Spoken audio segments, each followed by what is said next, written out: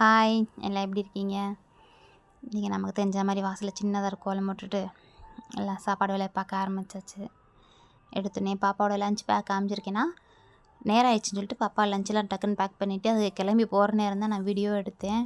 அதனால தான் பேக்கை காமிச்சேன். இன்றைக்கி நம்ம வீட்டில் என்ன சமையல்னா சாப்பாடு, அப்புறம் காயெல்லாம் போடாமல் வெறும் சாம்பார் தான் வச்சேன். சாம்பார், ரசம், பூசணிக்காய் பொரியல், அப்புறம் புடலங்காய் பாசிப்பருப்பு போட்டு பொரியல் பண்ணியிருந்தேன். கொஞ்சமாக மாங்காய். அவ்வளோதான். பிள்ளைக்கு லஞ்ச் பேக் பண்ணி எடுத்து வச்சாச்சு. எனக்கும் லஞ்ச் பேக் பண்ணி எடுத்து வச்சுட்டேன். தனியாக குழம்பு ஊற்ற சம்படம் இல்லைன்னு சொல்லிட்டு சாப்பாடுலேயே கொஞ்சமாக ஊற்றிட்டேன். அதுக்கப்புறம் ரசம் நிறையா ஊற்றி சாப்பிட்டுக்கலாம் அப்படின்ட்டுன்னு காயெல்லாம் ஒரு பாக்ஸில் போட்டு எடுத்து வச்சாச்சு.